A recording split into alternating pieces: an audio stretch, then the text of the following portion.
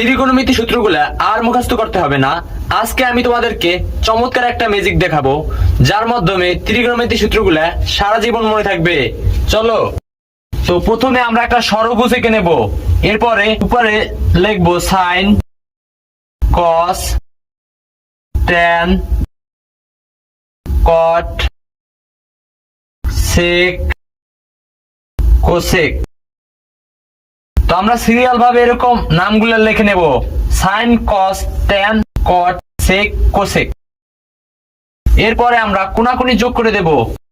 এরপরে আমরা বড় একটা অন লিখবো মাঝখানে। পরে আমরা বিপরীত সূত্রগুলো লিখবো।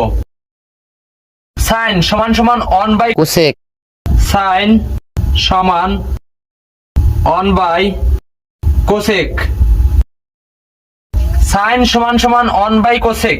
এরপরে কস সমান সমান অন বাই সেক, কস সমান অন বাই সেক।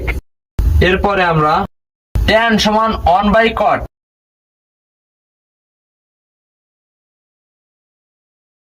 এরপরে আমরা লিখতে পারি কট সমান অন বাই ট্যান।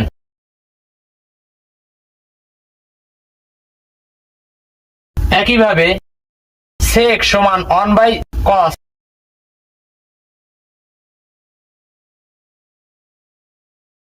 কোসেক সমান অন বাই সাইন।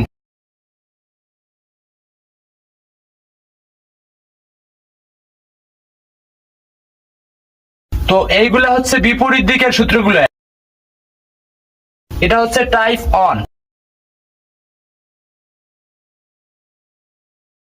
টাইপ 2 লিখতে আমাদের একটা কাজ করতে হবে। এটাকে এ, এটাকে বি এবং এটাকে সি এটা ধরে নেব। তো আমরা এ সমান বি বাই সি, তো এইটা লিখবো। এইটা আমাদের মনে রাখতে হবে, এ সমান বি বাই সি। তো এ যদি ট্যান হয়, বি হচ্ছে সাইন, সি হচ্ছে কস।